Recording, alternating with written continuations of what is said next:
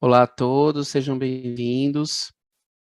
Hoje a gente vai falar sobre a segunda parte da Mota Moroncial, mais especificamente das 28 afirmações da filosofia humana. Antes da gente começar, eu vou fazer aqui uma recapitulação sobre o que a gente viu na aula anterior, na palestra anterior, sobre a Mota, né? Então, primeiro ponto, né? O universo local consiste em 3 graus ou estágios de manifestação da realidade: o da matéria, o da morôncia e a do espírito. E a mota ela é moroncial, ou seja, não é material, portanto não faz parte da nossa realidade atual. Então, aqui é só recapitulando o que a gente viu lá. Então, a mota é a sabedoria moroncial, uma reconciliação suprafilosófica, matéria, morôncia e espírito, e não é alcançável pelas personalidades materiais. Esse trecho é do próprio livro, tá? Ele fala que a mota não é alcançável pelas personalidades materiais.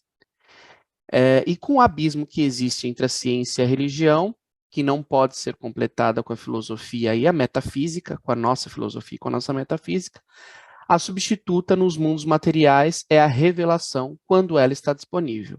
Entendam revelação, como eu falei, né, na aula anterior, entendam revelação como o livro para a gente aqui. Mas, no caso, a revelação, quando ele, assim, o que ele coloca é revelação. Então, de repente, num outro mundo evolucionário, em que haja uma outra revelação, seja ela, sei lá, autortoga de um filho avonal, não importa, ela é, de alguma forma, substituta à mota nos mundos, né, materiais. Tá? Os mais, então, só recapitulando também, os planos mais baixos da mota moroncial confluem tangenciando imediatamente abaixo os mais altos níveis da filosofia humana. Então, como a gente viu, a gente tem aqui representado nesse gráfico, aqui na parte inferior, a filosofia humana, com seus altos e baixos, né? E a parte mais alta, assim, o ápice da filosofia humana seria, então, o início tangenciando a mota moroncial, que é um conhecimento contínuo e crescente, tá? Então, aqui é só uma revisão do que a gente viu na palestra anterior. E aí aqui eu resolvi fazer, muito por conta também das discussões que a gente teve na semana passada, os principais equívocos sobre a mota, porque não adianta só falar da mota e também não falar o que a gente geralmente tem como equívoco. Então, a priori, como o livro afirma, a mota não é alcançável pelas personalidades materiais. Então, afirmar o contrário é um equívoco. Né? Outro equívoco comum é que, apesar de termos visto que a mota é discernida, como eu falei na outra reunião, no sétimo estágio de luz e vida, depois de exaurir todos os potenciais materiais, não seria honestamente genuíno afirmar que ela é alcançável pelas personalidades materiais, pois o livro afirma que não. Né? Então, nos comparar a mortais de luz e vida, por exemplo, como eu falei lá, que já exauriram seus potenciais materiais, não parece ser uma afirmação intelectualmente honesta. Então, é importante refrisar isso. Outro ponto é qualquer tentativa de incutir a mota moroncial na nossa vida mortal hoje também não soa como intelectualmente honesto, porque nós temos que exercitar aqui a humildade com as nossas convicções, né? E aceitar as nossas limitações. Então, se o livro fala para a gente que a gente não tem acesso à mota, não adianta, gente, nós não temos, ele não é uma revelação do livro. Ele fala o que é a mota, como a gente falou lá, que a mota ela é a filosofia supramortal que a gente vai aprender durante o nosso progresso, né, no universo. Então, é isso. Né? Então, isso faz parte do nosso desenvolvimento. A alma moroncial em formação não é consciente. A nossa personalidade permanece aqui conosco. A mota somente será revelada no primeiro mundo das mansões após a vida na carne. Então, é só deixar isso bem claro para a gente seguir. E o livro não fala de outras dimensões da mota, como a gente também já tinha discutido na última reunião. Então, apesar da teoria das cordas que eu trouxe derem abertura para conjecturas, o livro só fala de uma ampliação de percepções e discernimento cósmico de uma realidade monuncial que vai surgir. Então, ele não fala que a gente vai ter acesso a ela aqui. Então, só para a gente seguir com essa questão, tá bom?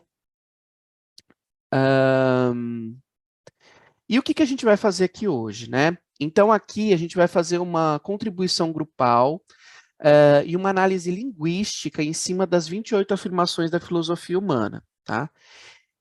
Que eu vou depois explicar exatamente o que seriam essas 28 afirmações, apesar de que eu já tinha falado na reunião anterior, mas a gente reforça aqui. Nesse tipo de análise que a gente vai fazer hoje, vão ser examinados diversos elementos, como a estrutura semântica, o uso das palavras, as figuras de linguagem que são usadas, as escolhas vocabulares, os recursos retóricos, o contexto da comunicação e as possíveis intenções da mensagem. Até para vocês saberem, eu fiz letras, então é algo que eu estou acostumado a entrar em contato. Então, aqui a gente vai fazer uma análise criteriosa de cada uma das afirmações, tá? A intenção aqui não vai ser impor a interpretação, tá? É apenas enriquecer a discussão e esclarecer no sentido correto da palavra, tá? E das construções gramaticais. Então, a gente vai analisar, eu vou primeiro fazer uma análise gramatical daquilo e vou fazer, obviamente, uma interpretação, um resumo interpretativo, mas, como está aqui no último item, o resumo interpretativo e as análises possíveis são baseadas na minha perspectiva pessoal. Então, eu vou ter uma análise semântica, uma análise das palavras, vocabulares e tudo mais. Vou ter, obviamente, como eu estou apresentando, vai ter sim uma perspectiva pessoal, mas não existe certo nem errado. Existe o dissonante ou consonante com o cosmo. Aqui, a interpretação vai ser individual e as contribuições é que vão enriquecer a apresentação, tá?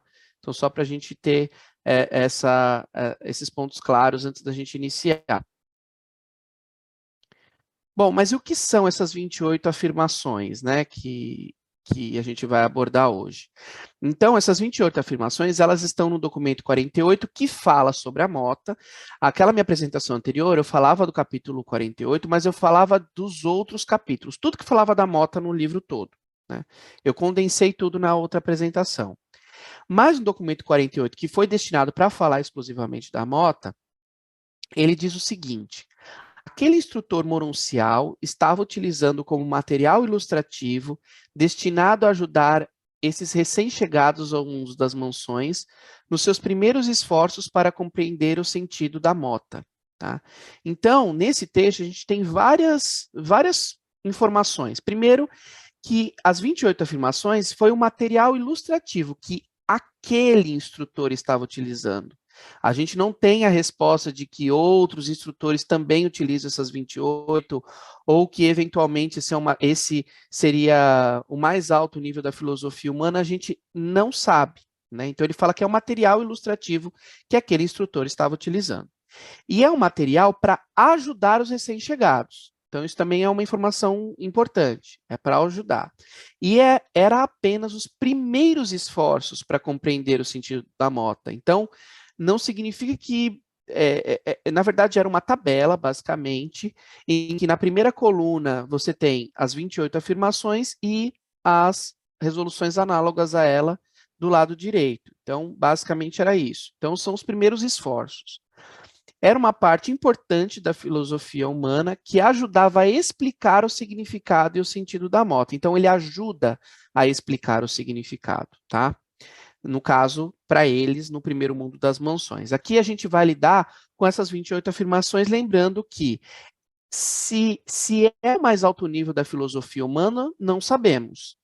Mas sabemos que são os primeiros esforços para entender os significados e o sentido da Mota. Então, é o que eu coloquei aqui embaixo, é o que a gente tem para hoje. Então, é o que a gente vai abordar hoje. Bom, agora falando sobre aquele trecho completo. Então, há pouco tempo, enquanto cumpri um compromisso no primeiro mundo das mansões de Satânia, eu tive a ocasião de observar esse método de ensino. E, embora não não possa eu apresentar a parte da lição que corresponde à Mota, é-me permitido recordar as 28 afirmações da filosofia humana que aquele instrutor monuncial estava utilizando como material ilustrativo, destinado a ajudar esses recém-chegados ao mundo das mansões nos seus primeiros esforços para compreender o significado e sentido da mota. Essas ilustrações da filosofia eram, daí a gente vai trabalhar as 28.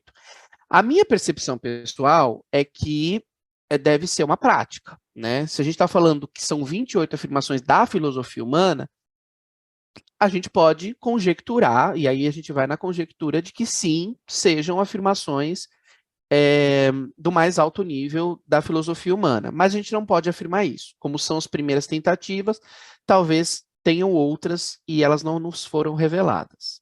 Tá?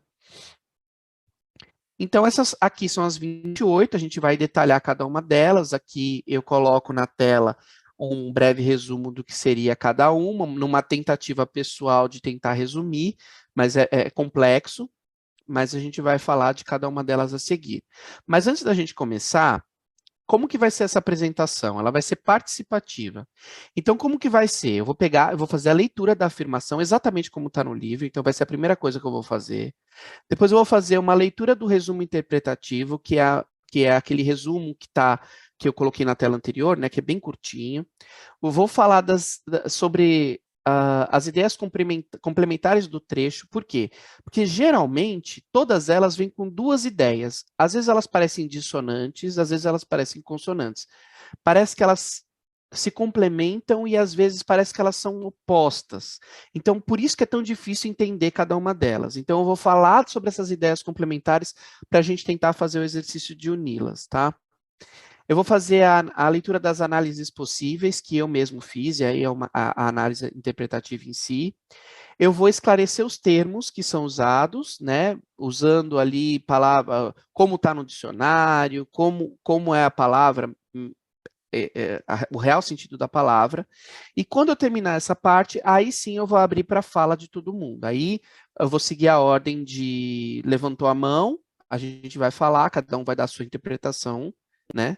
E quanto mais contribuições, melhor, né? Eu só peço para a gente se ater no tema. Então, se a gente está falando, por exemplo, de um tema, a gente não fugir para um outro, nem que seja o anterior ou o posterior, a não ser que ele seja complementar àquilo que a gente está falando. Senão, a gente acaba mudando o assunto e não abordando o assunto em si, né? E caso tenham muitas pessoas que levantem a mão, aí eu vou pedir para tentar ser breve na resposta, na observação. Se ninguém levantou a mão, estiver um tempinho, aí a pessoa pode se estender um pouquinho mais, mas aí a gente vai observando e aí eu peço a colaboração de todos para que a gente consiga seguir com todos, porque imagino que são assuntos interessantes e as pessoas queiram falar, né? Então vamos aqui na primeira afirmação, né? O livro diz exatamente, que é o que está em amarelo, tá? Em laranja. Uma demonstração de habilidade especializada não significa a posse de capacidade espiritual. A engenhosidade não substitui o caráter verdadeiro. Então, essa é a afirmação. Basicamente, aqui, quais são as ideias complementares que estão nesse quadro azul mais escuro aqui? Então, ele fala de uma habilidade especializada, que ele chama de engenhosidade, que pode ser, enfim, qualquer assunto em que você tem conhecimento. E, por um outro lado, a ideia complementar é a capacidade espiritual, o caráter verdadeiro. Então, eu entendo como a habilidade não substitui o caráter, né? A gente está trazendo de um lado a habilidade, a gente está trazendo do outro lado o caráter, né?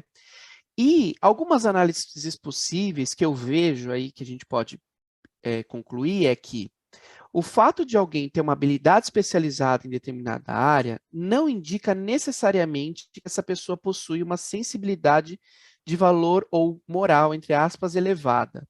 Tá? Essa é a minha análise. Mas a primeira parte, ela sugere que alguém pode ser muito habilidoso em algo, como um esporte, uma profissão, mas isso não implica necessariamente que essa pessoa seja moralmente superior ou tenha um nível mais elevado de consciência espiritual. Tá?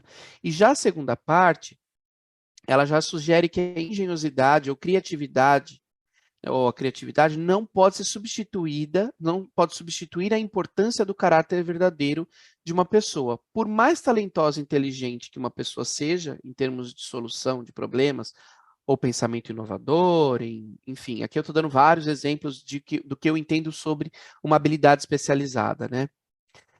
Isso não garante que ela seja uma pessoa ética ou moralmente íntegra, né? Então, quando a gente está falando de caráter verdadeiro, a gente está falando necessariamente disso. Aqui eu coloquei o trecho novamente, mas aqui eu tento detalhar um pouco o que seria esse caráter verdadeiro, né, que ele fala, né? Então, a expressão caráter verdadeiro, ela pode se referir à qualidade de uma pessoa que age de acordo com seus princípios, valores e ética, independentemente das circunstâncias externas ou das possíveis recompensas ou punições envolvidas. É a soma das características morais e éticas que moldam a forma como a pessoa interage com os outros e enfrenta os desafios da vida. E aí, o livro fala de caráter, né, em outros lugares. Então, ele já qualificou, por exemplo, caráter como o amor pelo serviço, né? Eu achei super interessante essa caracterização, né? E o caráter é algo mais do que mera moral da mente e mais do que a moralidade. Então, a gente também tira um pouco dessa ideia de moralidade, que eu acho que moralidade não se aplica, e é uma palavra que eu particularmente não gosto muito, porque moral, ela tem muito a ver com o ambiente, com o local, o espaço que a pessoa está ocupando e o ambiente que ela vive e o tempo que ela vive, né? Dentro da linha do tempo daquele determinado planeta ou daquela determinada cultura, né? Então, é um recorte muito específico. Então, quando a gente fala de moral, moralidade, é algo muito recortado, né? Então, então, é como ele falou, o caráter é muito é algo mais do que a mera moral da mente, ou mais do que a moralidade. Um outro ponto que ele fala de caráter verdadeiro ou caráter moral, né, é o caráter firme e uma personalidade de comando são adquiridos apenas convertendo os ímpetos naturais da vida em arte social de viver, pela transformação dos desejos do instante presente e anseios mais elevados. Então, é quando você consegue converter os ímpetos naturais da vida em vontades e anseios mais elevados, né? E no documento 28 ele fala, em Urântia, grotescamente, vós ensaiais como ler o caráter e estimar as capacidades específicas. Em Uversa, por exemplo, nós fazemos tais coisas factualmente com perfeição. Então, a gente tem uma tentativa de qualificar o caráter, né? Então, é só para a gente trazer esse pensamento. Mas voltando no tema, né, aqui eu só fiz um adendo para a palavra caráter, né? Mas o texto é: uma demonstração de habilidade especializada não significa a posse de capacidade espiritual. A engenhosidade não substitui o caráter verdadeiro, né? Então, como eu falei, para mim, essa frase tem muito a ver com não importa se a sua profissão, não importa se você é bom no esporte, não importa se você é uma pessoa que sabe resolver problemas, se você é uma pessoa inovadora, não importa. A engenhosidade e esse conhecimento não vai substituir o caráter verdadeiro que eu entendo sobre esses valores superiores que a gente precisa aprender. Não sei se ficou confuso ou não, mas eu queria agora a contribuição de vocês, né? O que vocês entendem por essa frase? Sandro, se tu quiser, lá em cima tem uma linhazinha vermelha, você pode clicar, ela vai abrir a tela para todos. E depois você só volta no share screen e continua, nem fecha ele. Você está falando Lá, aqui, pause lá, lá em share? cima, e, lá em cima, pause share. Não Pronto. O que aconteceu? aconteceu nada. Nada. Bem no alto lá, não tem uma Eu coloquei o vermelhinha? pause, mas Não, não foi.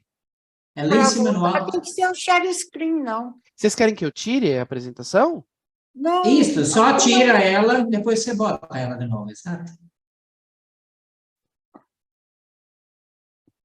acho que não Não, precisa.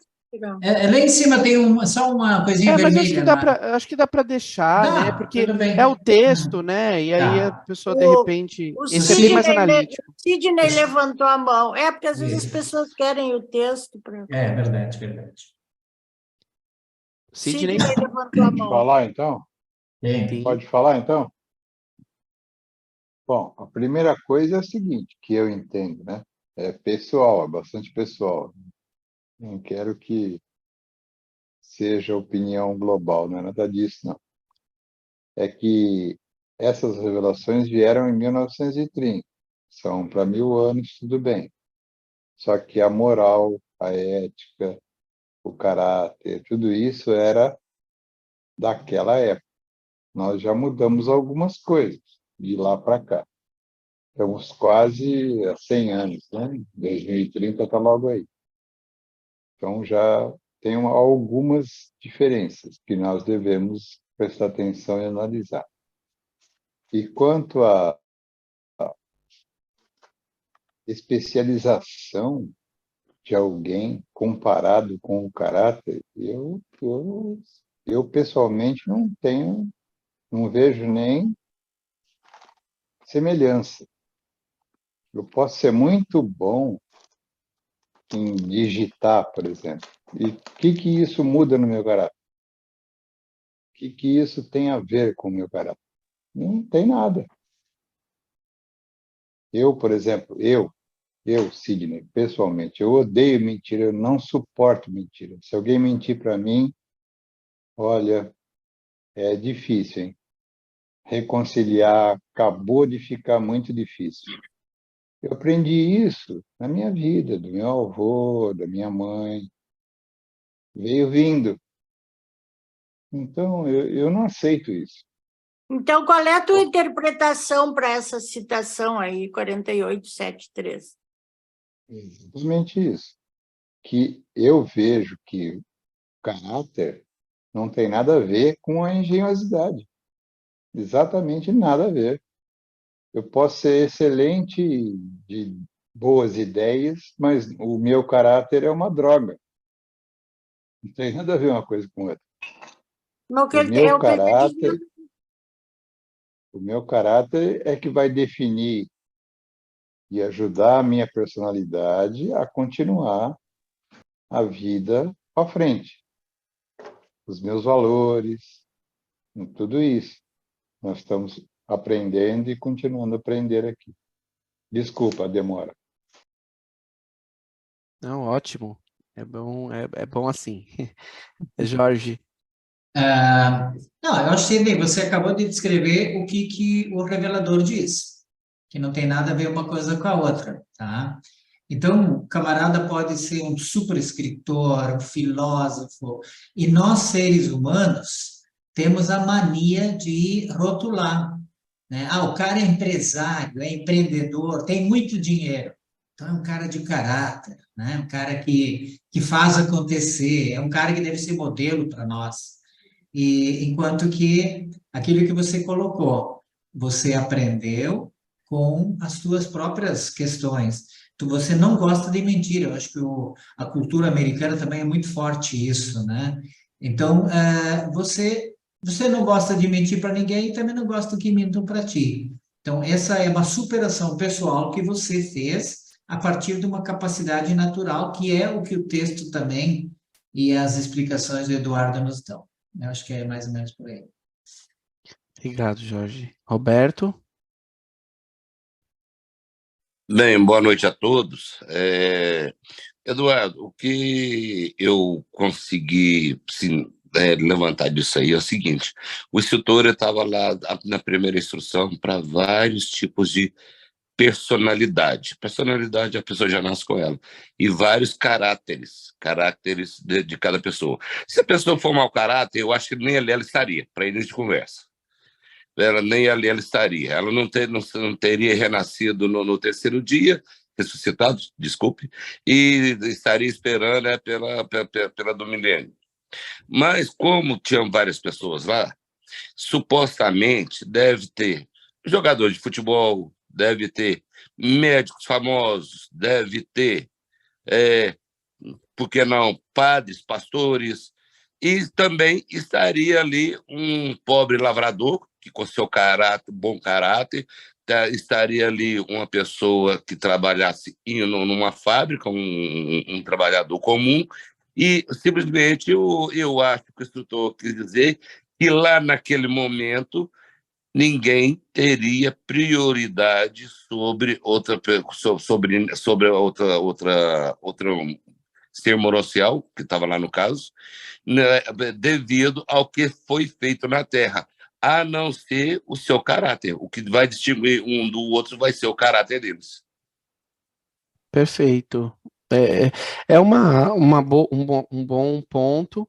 Só uma pequena correção é que todos que têm vontade de ser como Deus vão ter em algum momento a oportunidade de participar desse momento, nem que seja depois das dispensações, depois dos mortais adormecidos, em algum momento, todos os que têm vontade de ser como Deus, em algum momento vai ter essa possibilidade, sim. Daniela, pode falar. Eu vi assim que a habilidade não substitui o caráter, porque a habilidade é uma coisa altamente terrena aqui para esse nível terreno, material. E o caráter já é uma coisa espiritual, uma coisa que... E por isso que não vai substituir, porque a habilidade é o básico, todo mundo vai ter que desenvolver suas habilidades, seja no campo mental, no campo físico, mas vai ter que desenvolver. Ninguém passa pela vida sem desenvolver alguma habilidade, mesmo que ela não reconheça. Mas o caráter é só se você buscar mesmo, assim. Então, não substitui por isso, no meu ponto de vista. Sim, concordo. Lembrando que a habilidade, ela também pode ser uma habilidade que a gente vai levar para o próximo plano, desde que ela tenha tudo que tem valor superior, ela vai sobreviver, ela faz parte da nossa alma. Então, às vezes, algumas habilidades elas têm um valor superior, então a gente vai levar essas habilidades, mas a gente não pode substituir uma coisa pela outra. O fato da pessoa ter uma habilidade em alguma coisa não necessariamente vai substituir o caráter, né? Eu acho que essa é a lição dessa daqui. Então, eu vou partir para a próxima. Acho que não tem mais ninguém para falar. Eu acho que tu pegou muito bem o ponto, assim, eu achei perfeita a tua explicação. Eu gostei muito dessa do Roberto, de que Sim. era aquele momento, aquele lugar para aquelas pessoas, né? Tinha um cara lá que era psiquiatra, psicólogo, ou tinha muita habilidade de lidar com pessoas, de RH, só que ali aquilo tudo não teria assim um valor de estar acima ou aquém. O cara era médico, né? Ele vai fazer mais do que o ferreiro lá. Não. Então ali seria, acho que ficou muito claro também para mim. E até tem um momento do livro que ele fala que mesmo os mortais de 3 cérebros, de 2 cérebros, que veio de mundos totalmente diferentes do nosso, quando chega num determinado momento ali no sexto, acho que é no sexto mundo das mansões, tudo se iguala, né? Porque assim, o que importa mesmo são os valores, foi o que a pessoa construiu. Não importa se a pessoa é um lavrador, não importa se ela foi um médico, ali as coisas se igualam, né? Eu acho interessante isso. Bom, no 2 é fé além do medo. O trecho é: poucas pessoas vivem à altura da fé que na verdade possuem. O medo irracional é uma fraude intelectual madrasta, praticada contra a alma mortal em evolução. Essa daí é complicadinha. Mas ele faz, quais são os pensamentos consonantes, né? As ideias complementares. Então ele fala da fé possuída, por um lado, e por outro, medo que está contra a alma mortal, né? Então, o medo acaba passando por cima da altura da fé que a pessoa realmente possui, né? E aí ele coloca até aqui uma fraude intelectual madrasta, né? Olha que interessante. Mas a gente vai ver essa licença poética que eles utilizaram aqui. Na primeira parte, é destacado que poucas pessoas conseguem viver de acordo com a intensidade ou profundidade da sua própria fé, né? É uma observação sobre como muitas vezes as pessoas podem ter uma crença ou fé interior significativa, mas não conseguem incorporá-la completamente em suas vidas diárias. Isso pode ser devido a vários fatores, como influências externas, falta de confiança ou medo, né? Já na segunda parte, ele descreve o medo irracional como uma fraude intelectual e usando a expressão madrasta para enfatizar uma natureza não original que pode ser prejudicial ou cruel. O medo irracional é considerado uma fraude intelectual, pois distorce a lógica e a razão, impedindo o pensamento claro e a tomada de decisões. A alma mortal em evolução se refere ao processo contínuo de crescimento e desenvolvimento pessoal. O medo irracional é visto como uma barreira para a evolução, limitando o potencial humano e impedindo a realização plena. Então, é a fé além do medo mesmo, né? Então, como a gente tem... Esse é um desafio, né?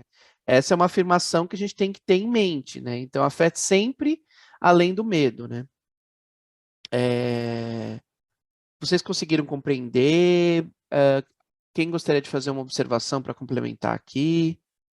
Eu gostaria até... Ah, tá, o Roberto primeiro, desculpa. Roberto, pode falar, Roberto. Desculpa, Lauri, pode falar primeiro, depois eu vou. Ah, sem estresse. Não, na realidade eu fiquei aqui só pensando, e Jesus, nas suas pregações, ele tinha noção muito clara dessas questões, dessas afirmações, e como ele usava isso para tentar fazer com que a pessoa superasse os seus próprios medos e fortalecesse a fé dela, né?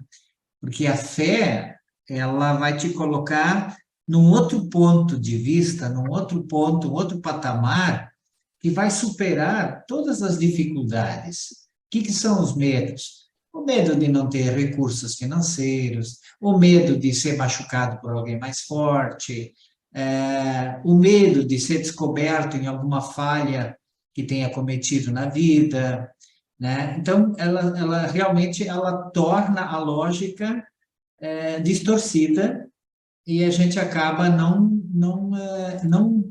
não saindo desse círculo, né, que deixa a pessoa para trás, né? Então, eu fiquei só pensando assim, nossa, né, como Jesus, com sua mente clara, conseguia ter essa visão e como ele usava isso para conversar com as pessoas e ampará-las e animá-las, né? Sede sempre tem um ânimo, ele dizia, né? Interessante. Sim, sim.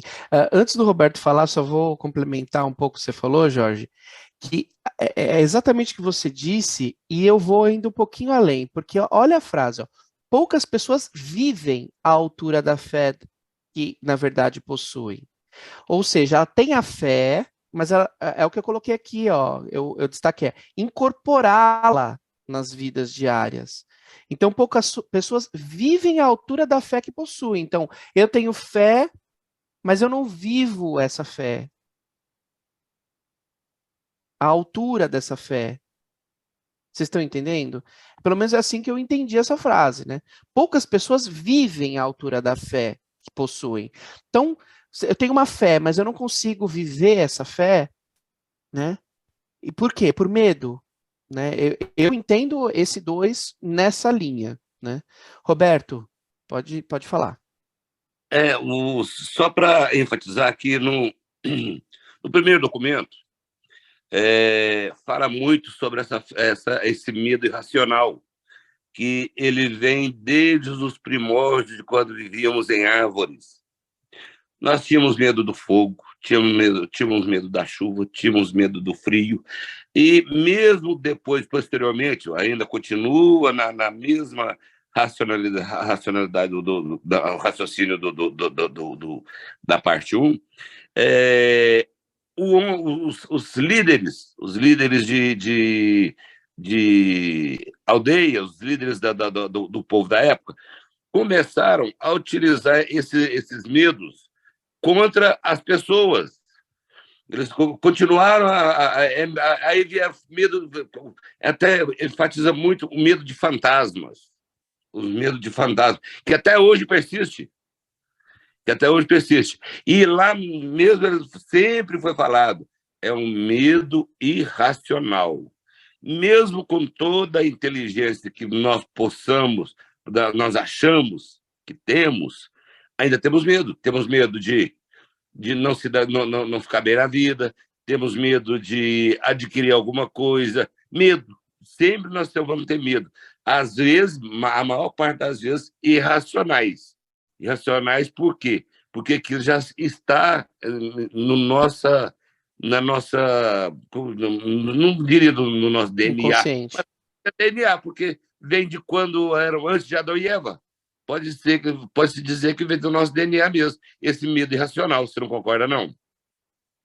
Inclusive, o livro fala que esse é um dos grandes problemas da humanidade urantiana, de ficar ligado a coisas antigas, onde é que o medo ainda prevalece na questão primitiva. E os anjos têm dificuldade, inclusive, de entender o medo. Ele entende vários sentimentos humanos, são o mais próximos da gente possível, e eles não entendem o medo, porque o medo é muito, muito, muito característico dos nossos hormônios, enfim, é uma defesa, na verdade, criada da nossa evolução mesmo, do nosso processo evolutivo, né? Agora, se os seres supramortais não entendem o medo, eles não conseguem conceber o medo, é porque ela não tem valor. O medo por si só não tem valor, né? Porque se ele tivesse valor, ele estaria num outro lugar, né? Sidney?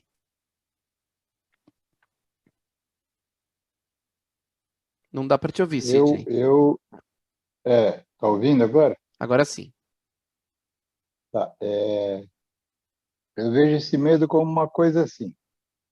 Digamos que eu tenha cometido uma falta aí, sei lá qual, pouco importa. E aí, a partir do momento que eu conheci o livro de Urântia, eu começo a ter medo de não conseguir chegar a Morôncia por causa daquela falta. Não tem nada a ver. Esse medo vai me atrapalhar. Esse medo só vai travar a minha evolução, o meu desenvolvimento. É isso mais ou menos que eu entendo por esse medo que ele está falando aí. Exatamente. Então, por um lado, a gente tem pessoas que não vivem à altura da fé que possuem, ou às vezes elas não conseguem colocar a fé na vida delas, por um medo irracional, por uma questão totalmente sem necessidade. Interessante, né, esse? Tenham fé, acreditai que tem um Pai que vos ama, né? É o que Sim, Jesus sim. dizia. Tenham ânimo. Sim. Bom, vamos para o próximo. 3. A compreensão espiritual sempre transcende a memória material. Então, as capacidades inerentes, o texto as capacidades inerentes não podem ser superadas. Em um copo jamais pode caber 1 litro. O conceito espiritual não pode ser mecanicamente imposto aos moldes da memória material. Bom, basicamente, as ideias complementares são, né? De um lado, você tem as capacidades inerentes, que essas capacidades inerentes que ele já começa falando sobre elas, na verdade, é a questão do copo e do litro, né? Então, eu não vou conseguir colocar 1 litro num copo, eu não consigo, é algo impossível. E eu acho interessante isso, né? Porque isso também tem a ver com muito do que a gente vive aqui, né? Na humildade da gente entender da nossa incapacidade de compreender determinadas coisas. A gente acha que que a gente vai entender tudo e não é bem por aí, né? Então, um copo jamais pode caber 1 litro, né? É um pouco dessa ideia. E consonante a isso tem o conceito espiritual, não cabe na memória material. Então, na verdade, é complementar, né? É tudo uma coisa só, né? Se no copo não cabe 1 litro, por que a memória material vai caber conceitos espirituais, né? A gente tem que trabalhar essa humildade aí para aceitar que nem tudo a gente compreende. Quais são as análises possíveis, né? Então, certas capacidades e conceitos, tanto físicos quanto espirituais, têm limitações inerentes que não podem ser ultrapassadas ou impostas mecanicamente. E aí, na primeira parte, ele fala da existência de certas capacidades ou características inerentes às coisas ou indivíduos, que não podem ser alteradas ou superadas. E o exemplo é do copo, que possui a capacidade física específica e nunca vai poder conter mais do que o limite, que é 1 litro. Na segunda parte, ele afirma que o conceito espiritual não pode ser imposto mecanicamente ou de forma artificial, seguindo os mesmos moldes ou limitações da memória material. Isso implica que a compreensão e a experiência espiritual não podem ser alcançadas apenas por meio de processos intelectuais ou armazenamento de informações materiais, mas exigem uma abordagem mais profunda e transcendental. Então, o artificial aí que ele fala, né, eu entendo assim, por exemplo, 1 litro nunca cabe num copo, aí você cria um copo que cabe 1 litro. Você tá criando um artifício que não é o artifício que é o correto, né? Então, a ideia que eu compreendo dessa afirmação é essa, né? Alguém tem alguma observação? Quer fazer algum complemento? Sidney? Para mim é bem clássico isso, né? No livro tem várias passagens que falam sobre isso. Que o revelador diz que ele não pode dar determinadas informações porque a nossa mente não vai conseguir captar. Então, realmente não cabe 1 litro nesse copo aí. Não vai ter como, não tem jeito. Nós não estamos capacitados a entender determinadas coisas. É mais ou menos isso. Sim, sim. Concordo. Jorge?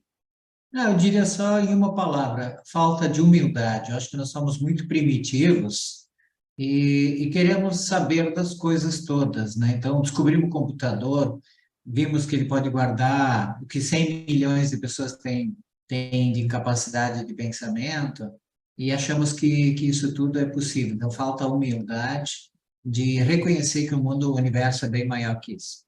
Sim. E eu vou fazer um complemento, viu, Jorge? Antes do Roberto, só um minuto. Eu já tá desde 2014 lá os vídeos durante a Draw, né, que eu fiz lá em 2014. Tem um trecho que eu falo justamente disso. Eu falo lá que nós somos seres mortais e que a gente ainda não, o Espírito Divino reside em nós, mas ele não é nosso, né, por direito. A gente vai conquistar ele, né? E eu falo do ajustador, eu não me lembro exatamente as palavras que eu uso, né? Mas eu falo que nós somos meros mortais e que nós somos o potencial ser eterno no universo. A gente não é eterno ainda, né? A gente ainda pode escolher não seguir o caminho do Pai, né? Até o momento final do fusionamento com o ajustador, a gente não tem um nome, né, no universo. E quando eu falei isso, uma pessoa ficou indignada. Ela falava assim: não, eu sou divino. Eu tenho Deus dentro de mim, eu sou Deus. Eu falava, gente, mas será que a pessoa não entende? Às vezes é um pouco de humildade também, né? Só da pessoa estar falando isso, você já vê que não é, né? Não é, porque a pessoa humilde de verdade, ou aquela que acredita, você acha que Deus vai querer falar, não, eu sou. Deus não faz isso, né? Quem somos nós para fazer isso, né? Roberto, pode falar. Olha, eu tenho a impressão, quando ele fala mente material, que ele está falando do cérebro. A gente, na neurobiologia, tem a memória, as memórias ficam gravadas nas conexões sinápticas.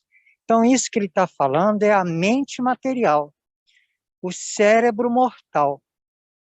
Isso que eu queria enfatizar. Agora, ele também, por exemplo, na introdução do livro de Urantes, ele fala que a personalidade não é o corpo, não é a mente, não é a alma e não é o espírito. Então, a personalidade não é uma realidade material, no meu entendimento. O eu material é o corpo, é o cérebro, mas a personalidade que Deus criou e deu para cada um de nós não é o eu material, não é o corpo. Essa é a afirmação textual na introdução do livro de Urantia. No documento 112, ele reafirma isso. Ele fala que o eu, a individualidade, tem partes. Aí ele diz, mas isso não tem nada a ver com a personalidade. Então, eu acho muito importante fazer esse discernimento do que é mente material, do que é corpo, do que é cérebro, para a realidade da personalidade, do espírito divino e das Isso. energias espírito-moronciais acima. No documento 110, ele fala que a mente se apoia no mecanismo eletroquímico abaixo e, gentilmente, tangencia as energias espirituais moronciais acima. Então, a mente humana, ela tem, vamos dizer assim, como é que eu chamaria? Ela tem influências que vêm do espírito divino, da alma moroncial por dentro e pelo centro, e tem o mecanismo eletroquímico do cérebro. Mas a gente não poderia dizer que a gente é apenas a memória material do cérebro mortal. Roberto, só fazendo uma correção, na verdade o que você falou está correto, né? Mas quando você lê esse trecho, esse último trecho que você acabou de ler, na verdade, a gente não pode fazer tem uma confusão que não pode ser feita. A gente não pode dizer que o cérebro é a mente. Tá? Esse próprio texto que você coloca, ele fala, a mente se apoia na matéria. O cérebro, ele é um órgão. Tá? Quando a gente fala de mente, a gente está falando de conexões muito maiores do que isso. Né? Então, óbvio, ela se apoia, a mente se apoia no material, no cérebro, se é assim que a gente pode chamar. É que eu tomo cuidado para falar do cérebro, porque o cérebro é um órgão, né? Então, óbvio que um órgão o mais importante para o funcionamento do nosso corpo, mas, em contrapartida, ela não é a mente. Não sei se você compreende isso. Eu compreendo, e é exatamente isso que eu estou querendo dizer, que talvez, nesse item das afirmações filosóficas, que ele fala memória material, ele não está falando da mente como um todo do ser humano. Ele não está falando do ajustador, não está falando da alma moroncial, ele está falando do mecanismo eletroquímico do cérebro. Essa é a minha interpretação, exatamente isso. Sim. Que você está dizendo, que eu estou dizendo que talvez essa memória material que não tem condição de ir mais longe é o mecanismo eletroquímico do cérebro. Eu posso estar enganado nisso. Não, é isso mesmo. É isso mesmo. Só que é um conjunto. A afirmação, por isso que o livro usa muito mente, ele não fala de cérebro. Porque quando a gente fala de mente, a gente está falando de outras conexões e uma conexão de outros pontos. Né? O outro Roberto também quer falar. Roberto, pode falar? Não, eu só queria verificar uma situação com você aí, Eduardo. É o seguinte, a pessoa, até que falou para você, não foi você que disse, não, falou assim que eu sou Deus, ou a pessoa quer chegar a ser, em qualquer ponto do que eu li até agora nos livros, dos vários livros que eu já li, a única coisa que fala é de nós querermos ser perfeito como Deus, sim, e sim. não chegar a ser Deus. Só isso. Sim. Sim, não, a pessoa estava totalmente equivocada. Em partes, assim, eu entendo o ponto, quero ser como Deus, Deus habita em mim, mas isso não é uma verdade, uma realidade hoje para a gente, ela é potencial.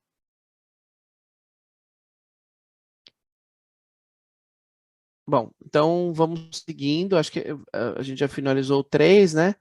No caso, 4, vamos lá. 4 é almas ricas, autonegação. Poucos mortais ousam atribuir a soma dos créditos da sua personalidade aos ministérios combinados da natureza e da graça. A maioria das almas empobrecidas é verdadeiramente rica, mas recusa acreditar nisso. Esse aqui, para mim, é o mais difícil, tá? Vamos lá. Esse, para mim, é o mais difícil. Por quê? Porque quando você lê ele a primeira vez, que você lê, você entende o seguinte, não sei se vocês também tiveram essa sensação, né? Mas quando eu li, eu falei assim, nossa, então quer dizer que o ser humano, ele se acha pouco, mas ele é muito rico.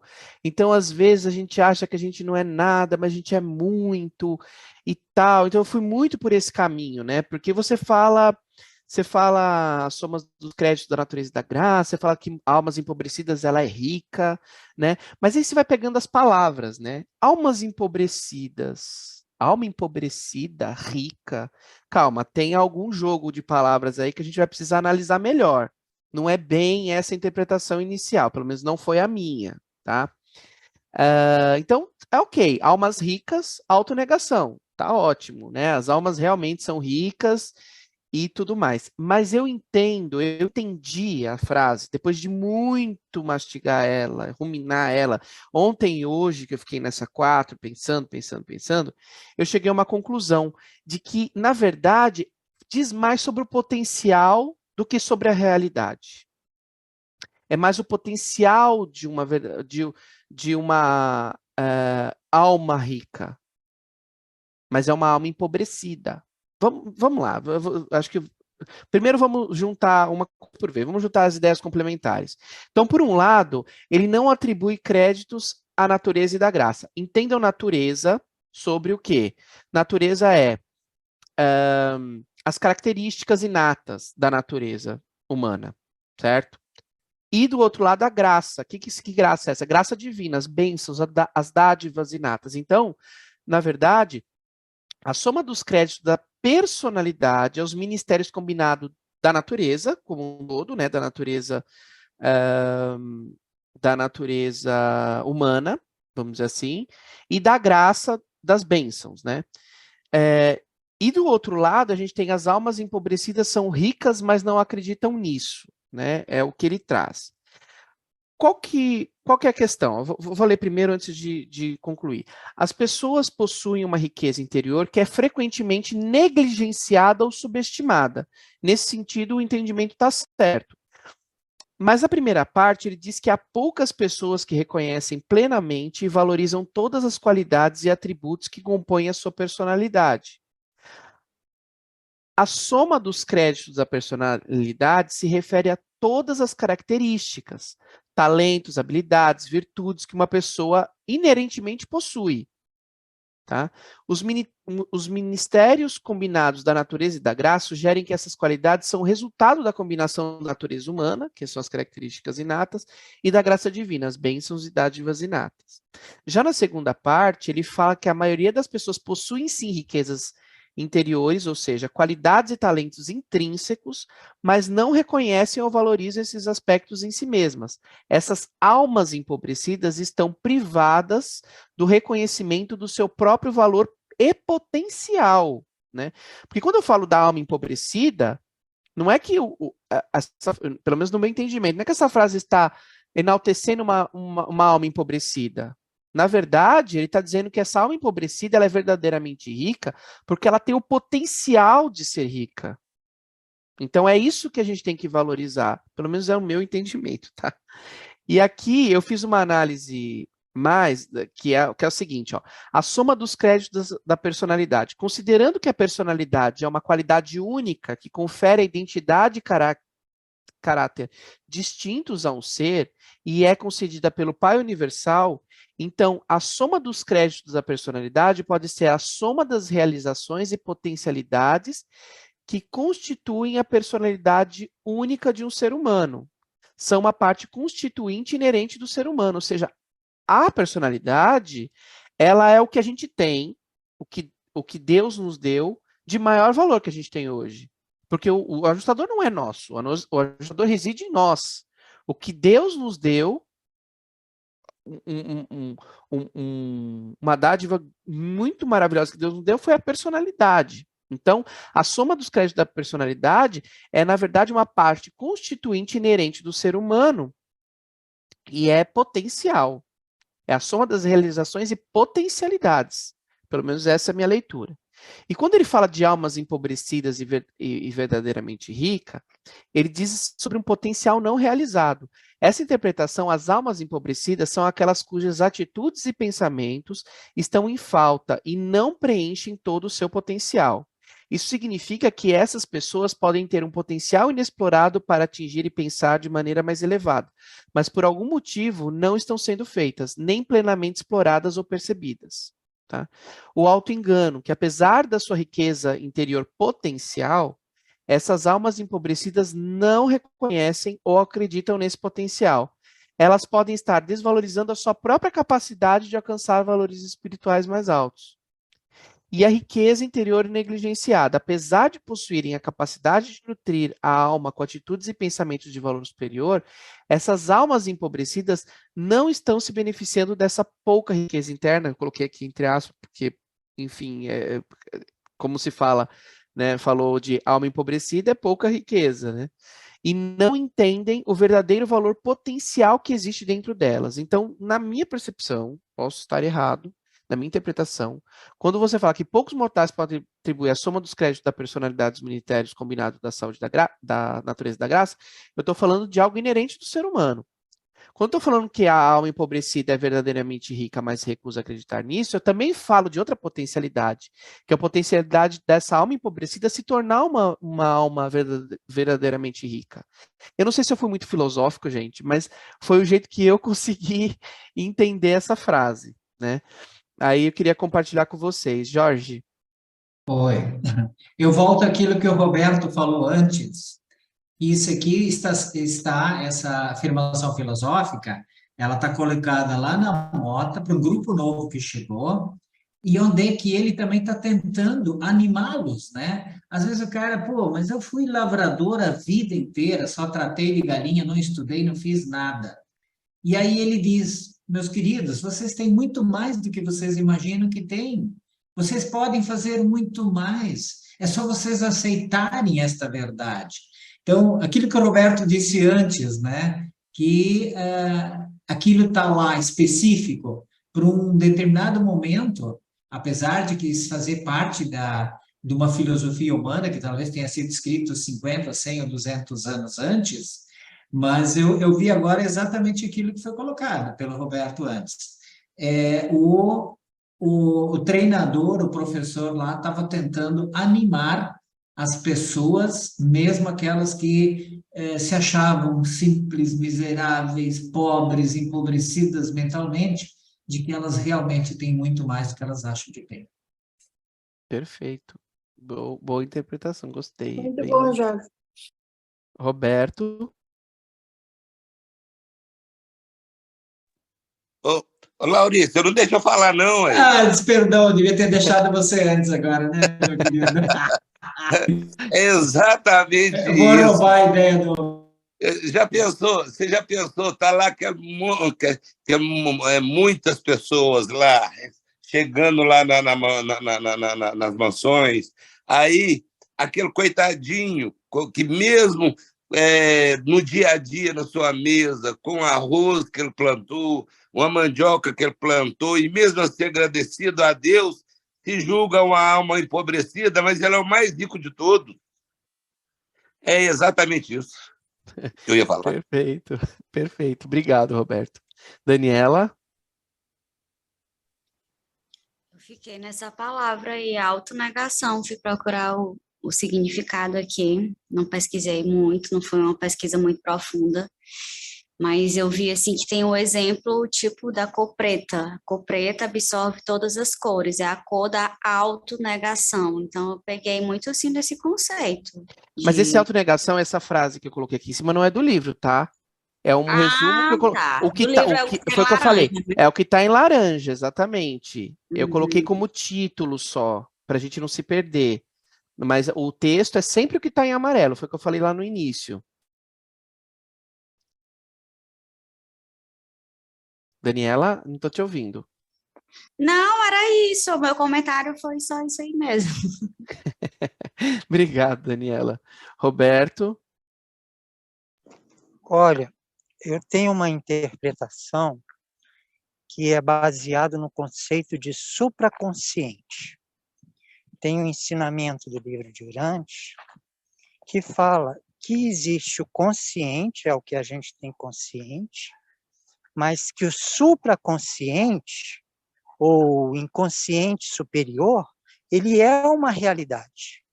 E tem a ver com a consciência da alma e a consciência do espírito.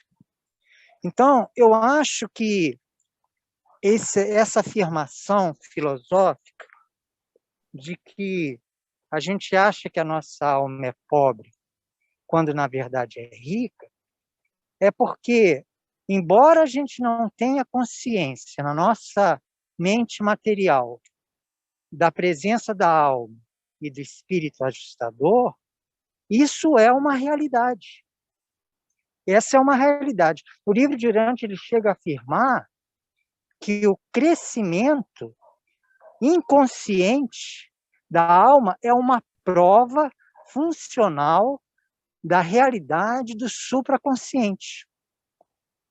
Tem outros psicólogos, o Viktor Frankl, ele chama esse supraconsciente do livro de Urantes, que é a consciência da alma e do espírito, ele chama inconsciente espiritual.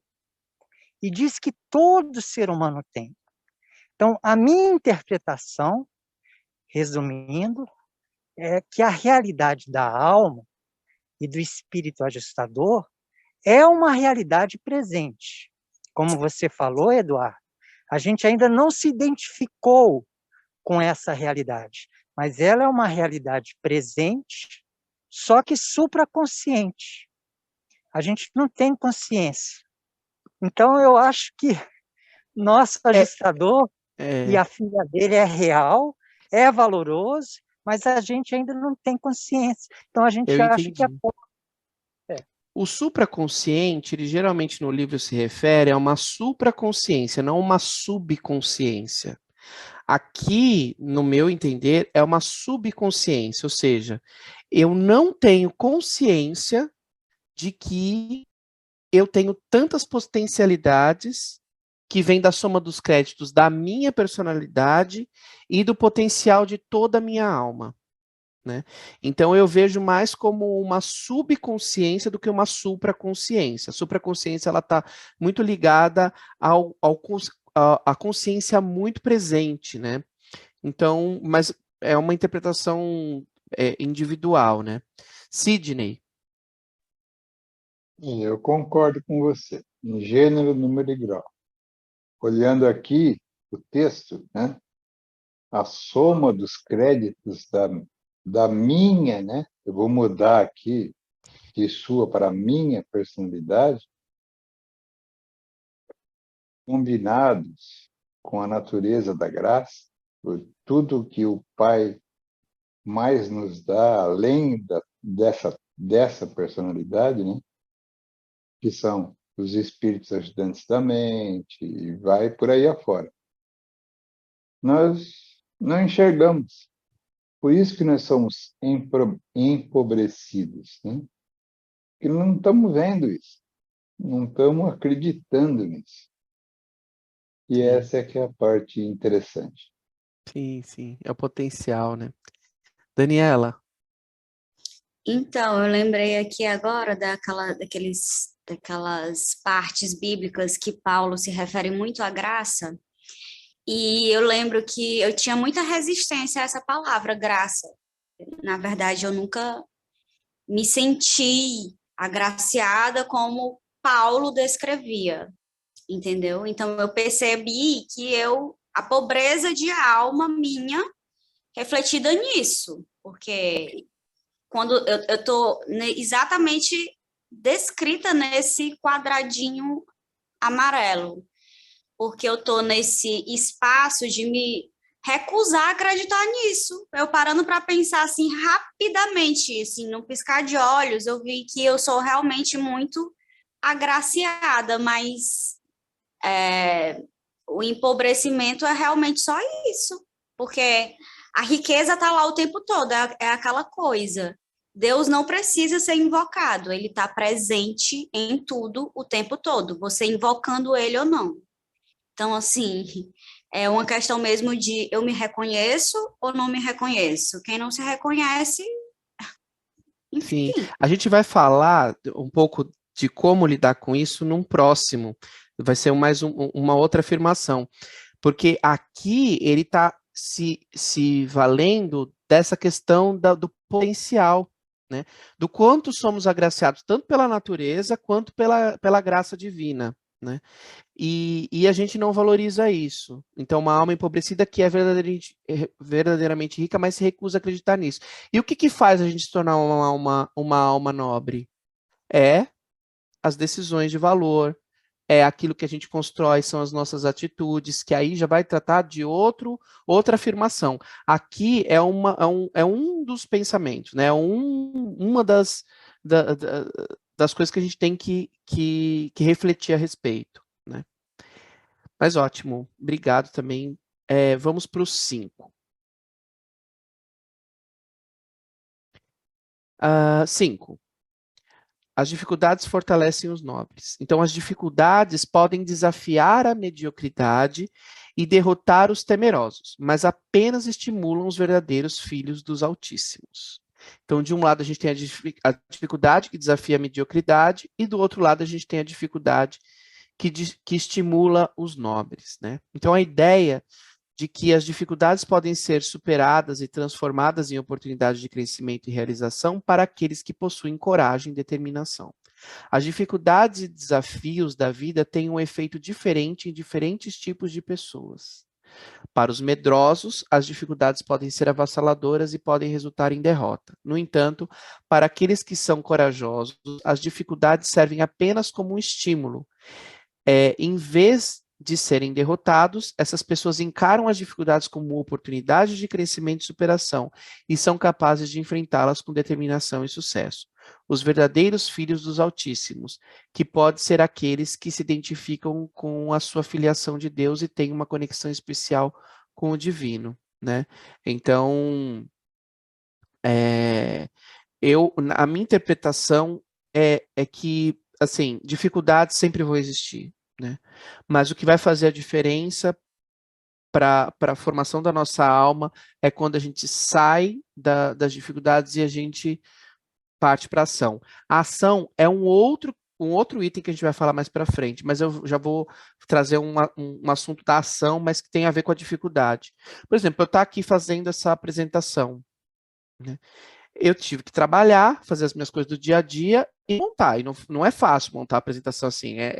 Você leva um tempo, você tem que pensar e tudo mais. E as dificuldades vão vindo, né? Você fica pensando, mas se eu falar isso, se eu falar aquilo. Então as dificuldades vêm, mas aí vem o ímpeto. Tá, vamos agir, vamos, né, fazer. Eu não sou exemplo disso, porque eu também eu sou muito, eu procrastino muita coisa na minha vida, muita. Então eu não sou exemplo disso. Muitas vezes eu fico aquém do que eu deveria estar, mas eu acho que eu tento encarar esses desafios da vida como algo que vai fazer eu crescer, né? E aqui eu tô vendo que esse é o caminho mesmo, gente. As dificuldades, a gente tem que encarar elas com determinação e estímulo, né? Jorge? Bom, não, eu só ia dizer que o seguinte, que semana passada esta afirmação, ela mexeu muito comigo. Fiquei pensando, mas como, né? As dificuldades e tal. como elas podem me fortalecer. Eu digo, será que eu tenho que sofrer mais do que eu sofro ou não? Como é que eu encaro isso? Mas eu tenho utilizado isso ultimamente muito para aconselhar ou pelo menos ajudar as outras pessoas, né, que estão na minha vida. Então, por exemplo, ontem uma diretora aqui do lar disse, Jorge, vem me ajudar, eu estou com um problema, não consigo resolver isso aqui e tal, né? E aí eu disse, olha, não posso, só posso ir amanhã de manhã cedo, tenho outros compromissos e tal. Aí depois ela me pensou, pode deixar, eu já consegui resolver. Aí depois ela estava tão feliz por ter conseguido superar uma coisa que ela não estava conseguindo, era uma questão de informática lá.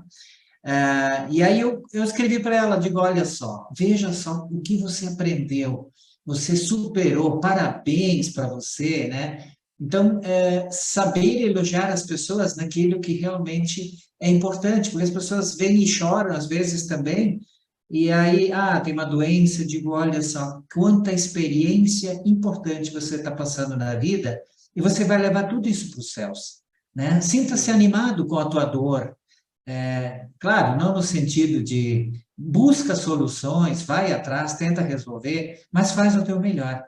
Então, essa afirmação me ajudou muito nesse sentido, de como lidar com os problemas das outras pessoas e até com as minhas. Obrigado. Sim, obrigado, Jorge. É desafio do dia a dia. Sidney.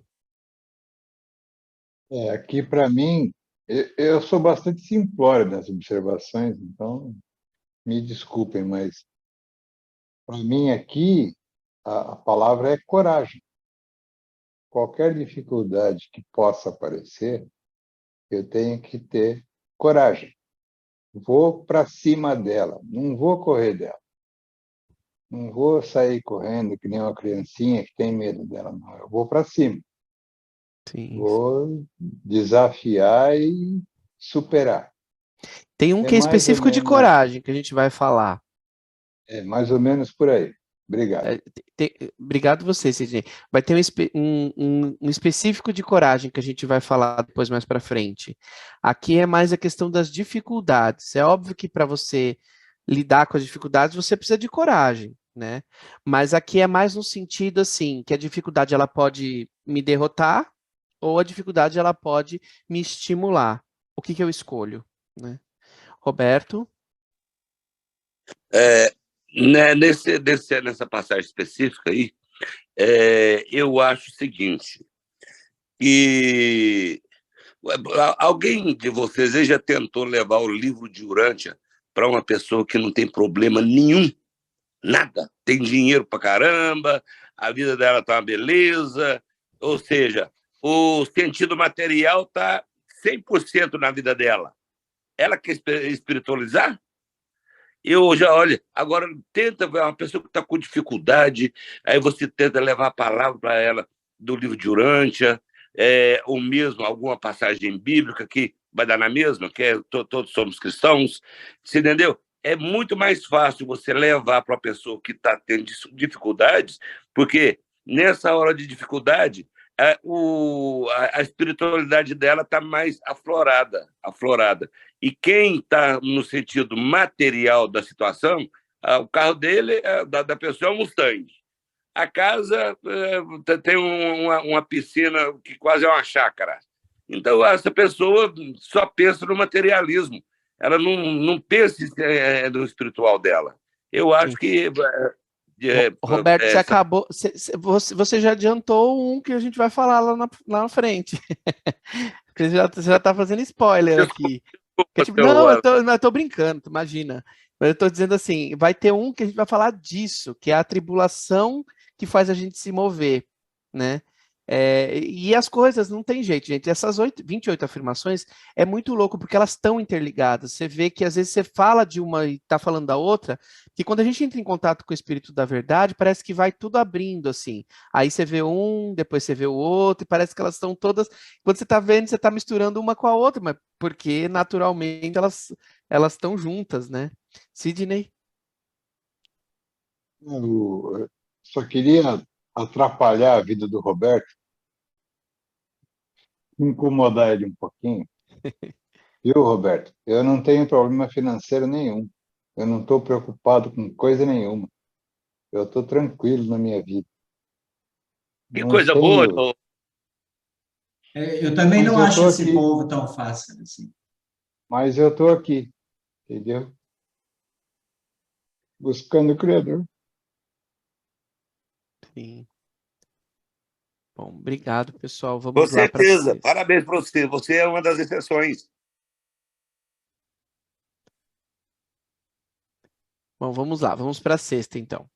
6. Privilégio com responsabilidade civiliza. Então, desfrutar do privilégio sem abuso, ter liberdade sem licença, possuir o poder e firmemente se recusar a usá-lo para autoengrandecimento, essas marcas indicam uma alta civilidade, numa alta civilização. Aqui em inglês, license significa mais sem restrição do que licença, tá? Mas o sentido dá para captar, né? Então, porque em inglês está license, e aí colocou sem licença, mas sem licença não dá a mesma ideia em inglês, que seria sem restrição, né? Mas, de qualquer forma, a frase é compreensível. Acho que foi o Flávio que me passou essas observações, né, Estela? O André Gurgel. O André, isso. Vou dar os créditos aqui para ele. Poderia ser sem permissão também, sem restrição ou sem permissão. Sem permissão. Só que sem permissão é desfrutar sem permissão. Eu acho que aí, acho que talvez levasse a uma outra compreensão, né? Não sei. Talvez sem restrição faça mais sentido no contexto, mas as duas estão corretas, né? Ideias complementares do trecho. Então, tem duas ideias complementares. Por um lado, a gente tem o privilégio com responsabilidade, e por outro, a gente tem a civilização avançada. Mas essa daqui é um pouquinho mais complicada de entender, por isso que eu vou detalhar um pouquinho, né? Então, as pessoas que conseguem desfrutar de privilégios sem abusar deles, que têm liberdade sem se tornar irresponsáveis, e que possuem poder, mas se recusam a usá-lo apenas para benefício próprio, demonstram uma elevada civilidade. Usar o poder, a liberdade e os privilégios de forma responsável e ética. Uma pessoa verdadeiramente civilizada é aquela que entende que ter vantagens e poder não justifica seu uso para promoção pessoal ou para prejudicar os outros. Pelo contrário, a alta civilização está relacionada a uma postura de respeito, responsabilidade e uso consciente desses recursos em benefício de um bem maior. Por que eu estou falando da sociedade? Porque ele está falando da sociedade, uma alta civilidade numa alta civilização. Então, a gente tem que fazer essa correlação, né? Uma sociedade civilizada é construída por indivíduos que valorizam não apenas seus direitos e privilégios, mas também reconhecem a importância de agir com moderação, empatia e integridade. Então, quando a gente fala de desfrutar os privilégios sem abuso, ter liberdade sem restrição e possuir o poder e firmemente se recusa a usá-lo para o autoengrandecimento, isso é o sinal de uma civilização, uma alta civilização, né? Então ele está falando tanto do indivíduo quanto da sociedade. E eu acho isso muito legal, porque depois ele fala de um outro que, assim, não importa a sua grandeza, eu já estou fazendo spoiler também, não importa a sua grandeza, importa o uso da grandeza. Eu acho muito parecido com esse, porque não importa seus privilégios, mas é a forma como você usa os seus privilégios, a liberdade sem ser irresponsável, o poder sem ser em benefício próprio. Então, esses pontos é o que ele traz aqui no texto. Não sei se alguém tem uma outra interpretação. Jorge? Eu acho maravilhoso. Aqui eu trago um exemplo bem bobo, bem simples, que eu já tenho há muito tempo, né? Eu sempre pensava, eu gostaria de ter um carro muito potente, né? Um carro que tivesse aí, caramba, se fosse uma Ferrari, melhor, mas por fim consegui um Azera, 248 cavalos, né? Só que eu andava devagarzinho com ele, né? Eu pensei assim, que legal você ter uma loucura de máquina dessas, mas você não precisa usar ela, só por ter ela ali embaixo de você. E aqui, claro, aqui é outro nível, né? Mas eu acho muito fácil de entender. A Mota precisa te ensinar isso, porque lá você vai ter 70 e poucas capacidades sensitivas de compreender a realidade, e você vai ter muita potência, e talvez depois como espírito muito mais ainda. Então, essa é uma verdade que você tem que compreender. A gente vê isso em sociedades civilizadas, como a citada no livro de Urântia, do planeta vizinho, onde é que o legal daquele que já conseguiu atingir tudo que queria na vida, ser empresário, ir lá na escolinha de administração pública e aprender a ser um gestor público. Aqui no planeta, acho que tem algumas sociedades já, talvez a Suíça, a norueguesa, a Suécia, né? Onde é que a gente vê um deputado, né, um senador, limpando o pequeno apartamentozinho que fica disponível para ele, sem nem usar uma faxineira para não ter gastos públicos, né? Então, daqui a pouco a gente vai começar a entender isso, mas é complicado, sim. Eu ainda não sei se eu tenho essa elevação moral, mas vamos lá. Por enquanto, eu gostei do carro aí e tal. Eu já vendi ele também, não tem problema. Você estava vendo conforto também. E é bem interessante que você trouxe. Imagina a responsabilidade que nós vamos ter no paraíso, porque, segundo o livro, a gente vai ter um segredo, né? Imagina, né, esse segredo que a gente vai ter no paraíso, que vai ser da nossa ordem de seres. Então, é uma responsabilidade, né? Então, a gente tem que ter essa responsabilidade, né? Pelo menos começar a desenvolvê-la, né? Bom, 7. Tudo tem uma razão, sem sua própria ajuda você não poderá ser ajudado. Pelo menos essa frase foi o que eu entendi. O que o livro diz, acidentes cegos e imprevistos não ocorrem no cosmos. Nem os seres celestes ajudam o ser mais baixo que se recusa a agir sobre a luz da sua verdade. Então, aquela coisa assim, esperar cair do céu, achar que as coisas vão acontecer porque você quer, mas você não se ajuda, aqui essa afirmação já garante isso. Então, quais são as ideias complementares do trecho? O acaso não ocorre no cosmos. Em contrapartida, sem a sua própria ajuda, você não poderá ser ajudado, né? Então, essas são as ideias complementares. Então, no cosmos, não há acidentes ou eventos imprevistos. Isso pode ser entendido como uma visão de que tudo o que acontece possui uma causa e uma ordem subjacente, e nada ocorre puramente por acaso. Pelo menos foi isso que eu entendi. Os seres supramortais não ajudam aqueles que se recusam a agir de acordo com as leis cósmicas. Para receber auxílio, precisamos estar dispostos a agir em harmonia com as leis e princípios que regem o cosmos e reconhecer nossa posição em relação ao divino e ao transcendental. É uma perspectiva que convida à busca por conhecimento, crescimento espiritual e alinhamento com algo maior do que nós mesmos.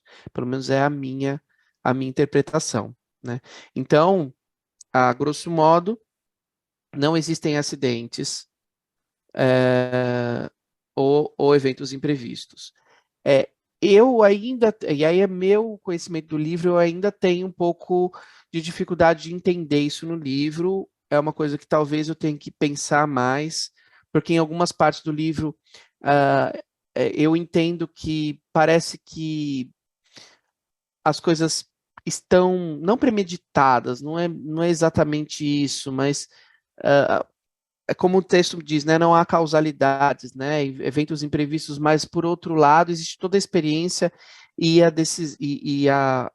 o livre-arbítrio, e por outro lado existem os acidentes, até Jesus quando era criança quase caiu do andar superior e nada podia ser feito, né, naquele momento até o livro fala, né, nada podia ser feito naquilo, né, então quando a gente fala que acidentes cegos e imprevistos não ocorrem no cosmos, né, ou seja, que tudo, pelo jeito, acontece, possui uma causa ou uma ordem subjacente, né? E nada é por acaso, eu fico um pouco confuso, na verdade. É uma interpretação pessoal. Mas eu entendo que o que eles quiseram dizer, talvez, aqui é assim, cara, se você não se ajuda, não espere ajuda, não adianta você esperar a ajuda de um ser supramortal para te ajudar. Você tem toda essa potencialidade, você tem tudo o que a gente já falou, né, da natureza e da graça disponível, então trabalhe por isso. Não sei se ficou claro, mas esse aqui é o que mais me pega, assim, que eu ainda fico tentando entender, né? Jorge?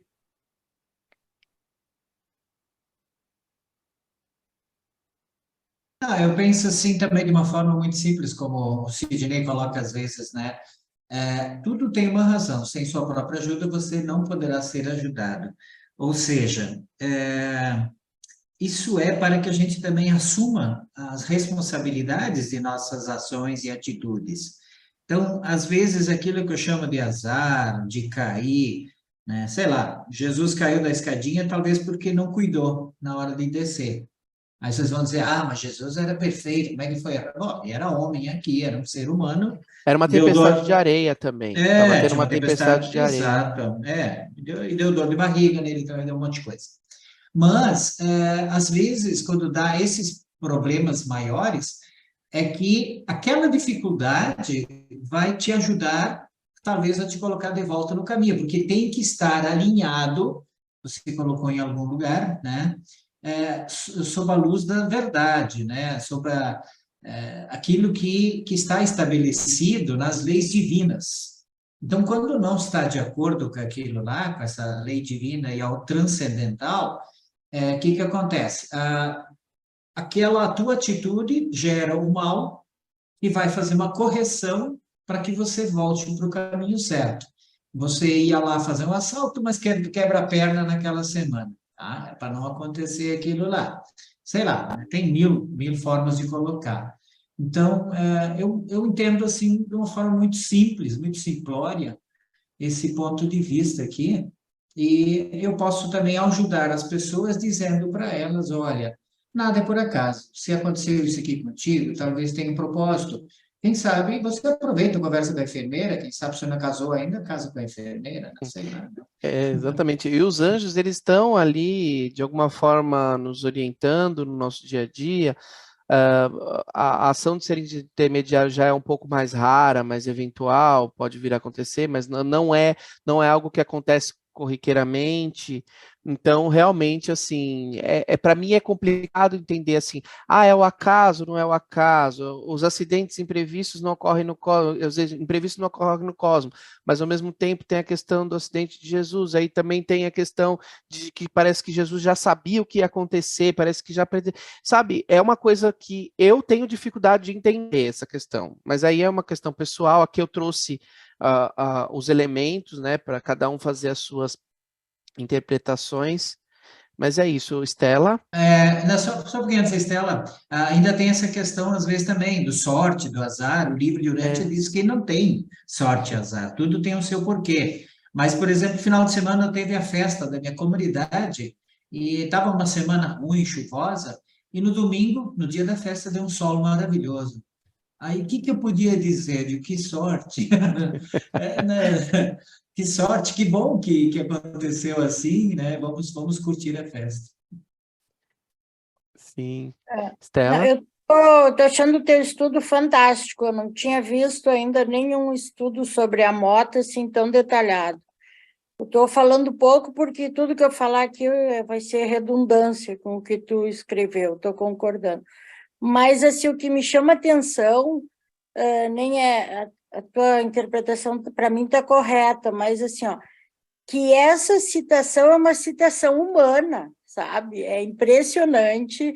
Eu fico imaginando a inspiração que esse povo teve com essas citações, tanto que os reveladores levaram lá para nos comparar nos adaptar ao estudo da Mota, quão elevado eram esses humanos, e eles provavelmente tiveram alguma inspiração divina.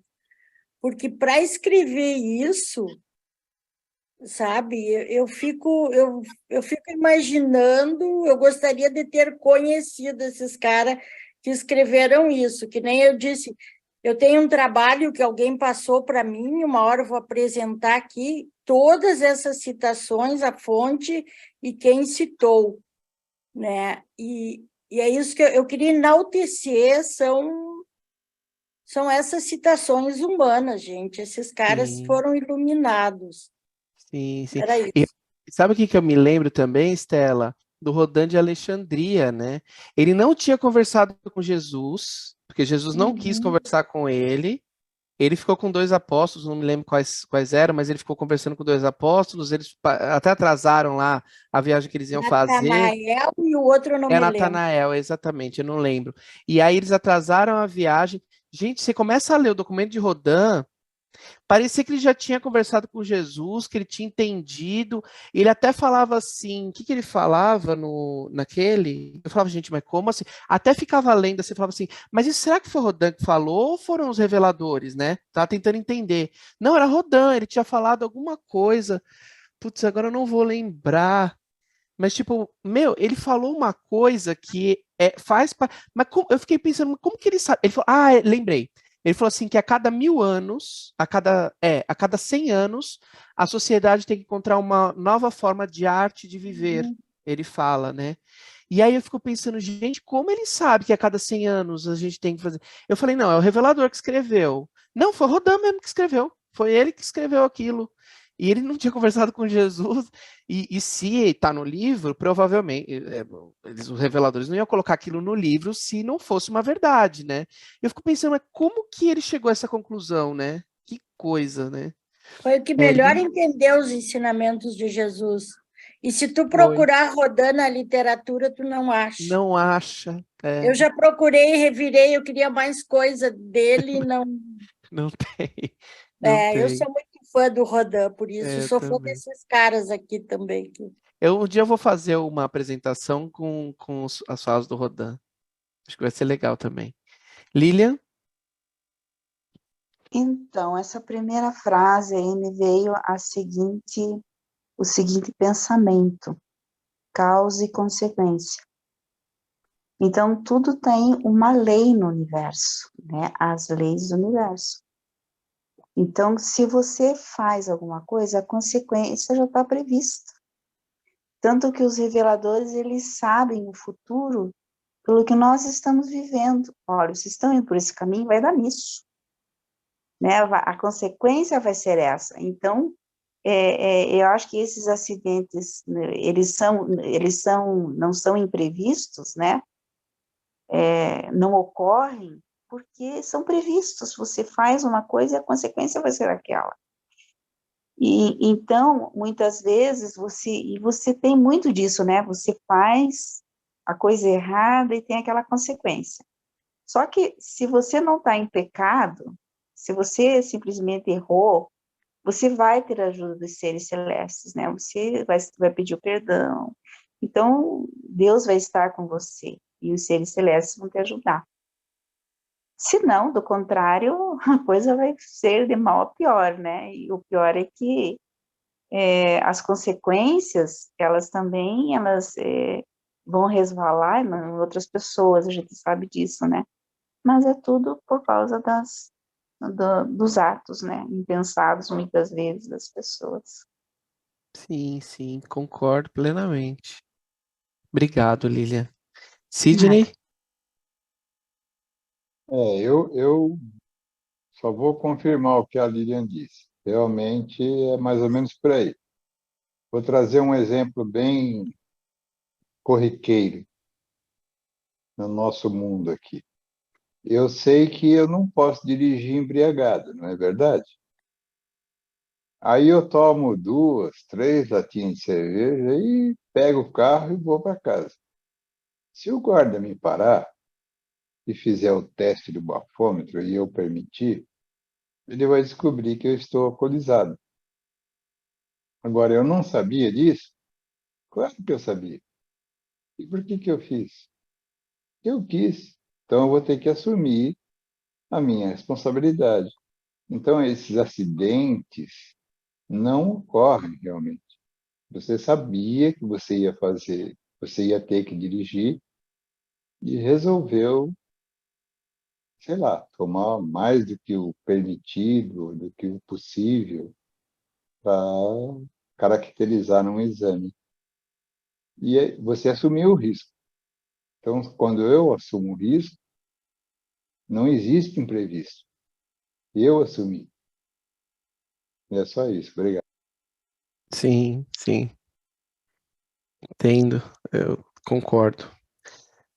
A Lilian vai falar novamente ou é o Roberto? Roberto, né? Né? Esqueci de levantar a mão e abaixar. Sem problemas. Roberto? Tá sem áudio, Roberto.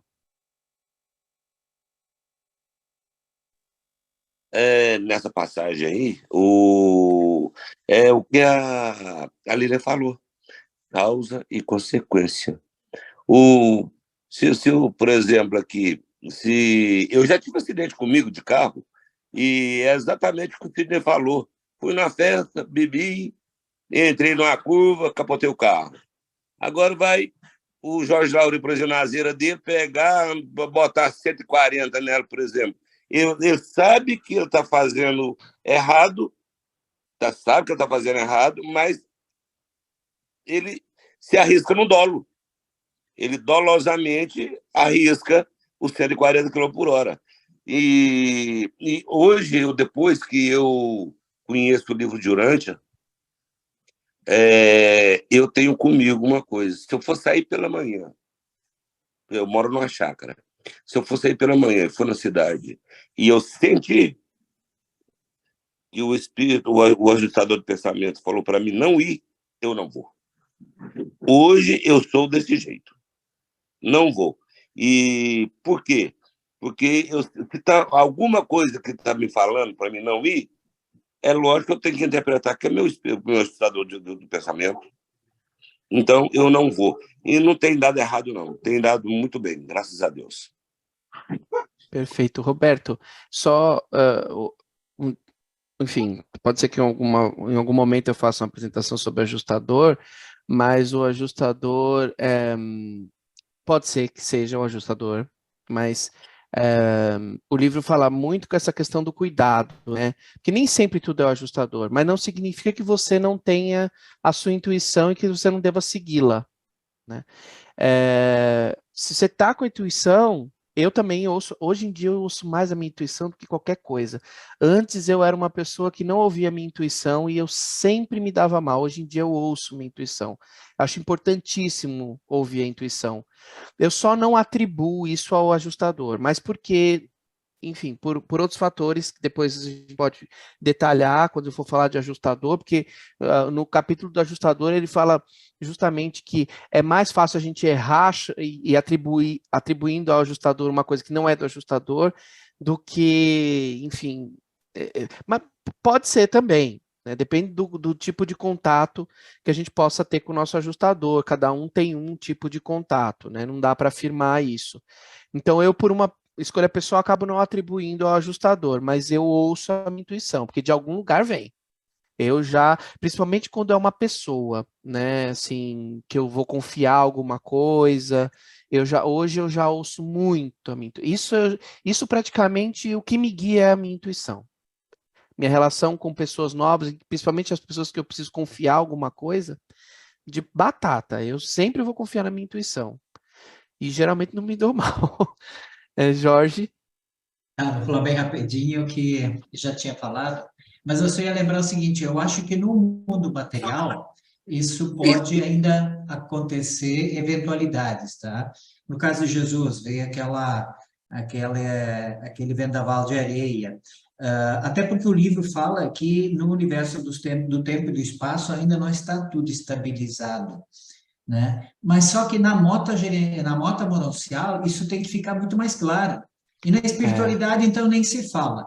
Então, como isso aqui é um bate-papo que tem lá na mota, esses paralelos entre a afirmação da filosofia humana e a mota mononcial, eu imagino que ele está reforçando isso, tá? Não necessariamente que tudo que acontece conosco, né, é realmente uma coisa pré-determinada. Não. Nós vamos ter muitas oportunidades e exemplos onde é que a gente vai ter que tomar decisão. Acho que isso já é um aprendizado. Perfeito, Jorge, obrigado. Até me acalma, porque eu tinha esquecido disso. E é mesmo, a gente não tem as respostas. Eu, por exemplo, nesse assunto de imprevistos, não imprevistos, é predestinado, não é, o livro não é muito direto, ele não explica também, ele fala que não existe astrologia, que a sorte, o azar é uma questão humana, mas ao mesmo tempo ele traz elementos de coisas predestinadas, elementos de coisas que às vezes, por exemplo, imprevistos não ocorrem no cosmos, tá? Então, como eu interpreto isso? Então, talvez, quando a gente chegar lá, primeiro mundo das mansões, quando a gente chegar lá, porque a gente vai chegar, a gente quer Deus, então a gente vai chegar em algum momento, que quer ser como Deus, então lá a gente vai ver a outra coluna da planilha de Excel do instrutor moruncial. Roberto, pode falar. Olha, eu queria chamar a atenção para um pronome nesse parágrafo 9 do tópico 7, do documento 48, que está aí na tela. Nem os seres celestes ajudam um ser mais baixo, que se recusa a agir sobre a luz da sua verdade. Esse da sua verdade, eu acho que é muito importante. Na minha interpretação, um bebê pode estar agindo de acordo com a luz da sua verdade. Tem a ver com a melhor compreensão da verdade daquele ser. Perfeito, não importa Roberto. o grau que ele esteja. Isso que eu queria observar. Perfeito, Roberto. Nossa, eu não tinha me dado conta, é verdade. Porque quando eu comecei a fazer, até pensei na sua verdade, mas eu falei, as pessoas vão achar que a gente está falando da verdade interna e às vezes a gente é equivocado mesmo. Mas se for parar para pensar nessa questão, né? Porque a gente entrega aquilo que a gente pode, né? E o ser humano, até mesmo, é interessante o livro falar isso, né? A gente é avaliado pela média da sociedade que a gente vive. Se a gente é abaixo, é acima da média. Essa é a nossa régua de avaliação. A gente não é comparado com o ser de luz e vida de a nova. Não é. Não é assim que a coisa funciona. Então, realmente, eu acho que é dentro das possibilidades. E também eu estou falando aqui de sociedade, mas também estou falando de cada um tem um nível. E entregar o seu melhor, né, é o que está em voga, né? É o meu melhor, né? Boa observação, obrigado, viu? Lilian?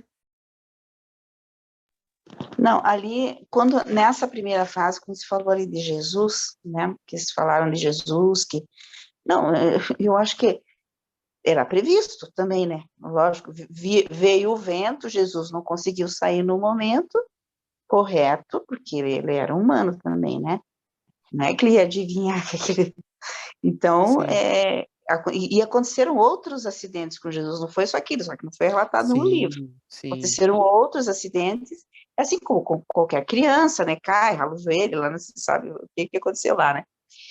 E por quê? Porque é da vida, mas ele tem vamos dizer assim, tem uma previsão. Existe é aquilo que eu falei, né? Pela lei natural tem essa previsão. Só que nós estamos, assim, sujeitos a isso. Porque como nós não somos perfeitos, nós não sabemos, nós não sabemos, e a própria natureza também está evoluindo, né? A natureza da Terra, ela está evoluindo. Acho que quando começar o mundo de luz e vida, vai ser uma coisa mais harmoniosa, não vai ter, acho que, tanto tornado, tanta coisa lá assim, né? Então, vai ser um outro ambiente em que nós vamos viver. Mas eu acho que tudo é previsto, tudo é previsto. Isso não quer dizer que nós estejamos destinados a sofrer aquele acidente, por exemplo, né? Eu não sei se dá para entender. Existe uma previsão de que aquilo vai acontecer, mas não que vai acontecer com aquela pessoa. Quer dizer, não era o destino de Jesus ter caído ali, né? Foi ele estava ali naquele momento, né? E lógico, acredito que também foi uma permissão de Deus, porque Deus permite que, caso ele fosse uma coisa fatal, quem sabe, os anjos ali, porque existe, né? Existe, com a permissão de Deus, existem essas intervenções divinas, tanto que a gente ora, né, para que livrai-nos do mal. A gente ora no Pai Nosso, Sim. né? Então, se for a vontade de Deus nos livrar daquilo, então, eu acredito que Ele livra muito, sabe? Sim, sim. Eu estou tentando encontrar aqui o trecho, mas eu me lembro de ser muito claro para mim, de assim, foi inevitável. Nem não tinha como não ter acontecido, né? Jesus. Mas enfim, aí depois a De gente. Jesus, né? De Jesus. Aham. Eu lembro que eles foram muito enfáticos, assim, que não tinha como não acontecer. Mas enfim, são questões que talvez a gente não tenha resposta agora mesmo. Sidney.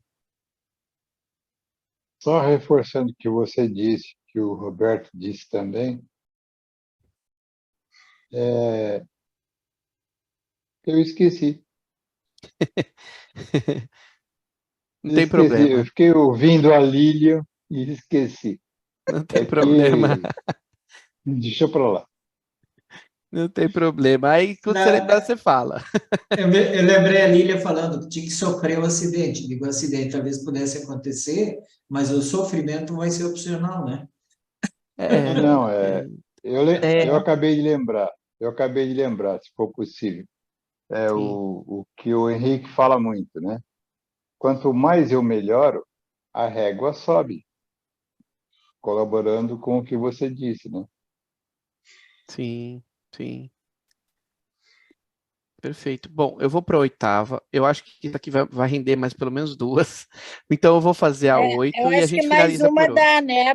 Isso, a gente faz mais Porque uma, finaliza por hoje, e eu acredito que se a gente for seguir esse ritmo que a gente tá, vão mais 2 reuniões, se não, se a gente conseguir terminar na próxima também, a gente termina. não, Mas, se são 28, foi 8, vai mais umas 4. nossa, tudo isso, será? Não, pode ser que Depende. Eu acho que quando um faz um comentário, o outro não precisa repetir, né? Daí vai. Né, também tem isso, mas pode ser cada que o um ritmo também tem. seja outro. Vai, e a gente vai Eu, vendo, vai eu vendo. Não sei. coloquei ali o parágrafo do acidente de Jesus, é o 123, 4, 5. Depois vocês vão. Colocou. Ah, então tá bom. Se quiser falar, a gente também pode falar dele e finalizar no 7. O que você acha, Estela? Não, foi só curiosidade que eu botei ali, porque então, tu disse que tu estava procurando. Sim, sim. mas eu Então acharia legal, Estela, porque senão a gente vai. Já são 4 minutos para as 10. E daí a Não gente vai dar para comentar o outro. vai É, ficar uma coisa assim, ligeira. Eu onde é vou que tá? ler, Deixa eu tentar achar aqui. Qual que é a então eu vou ler página? no chat. Eu botei no chat. Mas Ah, botou no chat. eu posso compartilhar ali, se tu quiser sair da tela. Ah, aqui, ó, consegui, ó. O único acidente real que Jesus teve até essa época foi uma queda na escada do fundo, a qual levava até o quarto coberto de lona. Aconteceu em julho, durante uma tempestade inesperada de areia, vinda do leste. Os ventos quentes, trazendo rajadas de areia fina, via de regra sopravam durante a estação das chuvas, especialmente em março e abril. Era extraordinário que houvesse esse tipo de tempestade em julho. Quando a tempestade surgiu, Jesus estava no andar de cima da casa, brincando como era seu hábito, pois durante grande parte da estação seca era lá o seu local de brincar. Tendo sido cegado pela areia quando descia as escadas, Jesus caiu. Depois desse acidente, José construiu uma balaustrada em ambos os lados da escada, mas eu acho que não é ainda esse. Depois que ele fala que esse acidente não podia ser evitado. As balaústras seriam os corrimões, né? Para descer a escada. É o Eduardo, seguinte aqui, ó. Eu vou ler aqui o seguinte. Eduardo, De nenhum fecha ali. modo, Fecha a apresentação e fica eu todo vou ler mundo o mais olhando. seguinte aqui. Eu vou ler o seguinte, é isso aí que tu fala. De nenhum modo esse acidente poderia ter sido impedido. Não era de se acusar as criaturas intermediárias, guardiãs temporais dele, de negligência. O intermediário primário e um secundário haviam sido designados para cuidar do menino. Nem o serafim guardião podia ser acusado. Simplesmente não poderia ter sido evitado. mas esse leve acidente, tendo ocorrido enquanto José estava em Endor, causou uma ansiedade tão grande na mente de Maria que ela, agindo de um modo pouco sábio, tentou manter Jesus excessivamente perto de si durante alguns meses. Os acidentes materiais, acontecimentos comuns da natureza física, não sofrem a interferência arbitrária das personalidades celestes. Sob circunstâncias normais, apenas as criaturas intermediárias podem intervir nas condições materiais para a salvaguarda pessoal dos homens e das mulheres do destino, e mesmo em situações especiais. Esses seres só podem atuar assim em obediência a mandados específicos de seus superiores. O Jesus veio para cá para viver como um mortal, então ele não podia ser privado de tudo, não tinha... Sim, mas eu digo que o trecho... Não teria experiência... Exatamente, mas o que eu digo é que esse trecho demonstra um pouco dessa questão, né, de a gente... Algumas coisas são imprevisíveis, né, e é isso que me confunde um pouco. Mas por hoje é isso, e aí na semana que vem a gente continua com a partir do 8.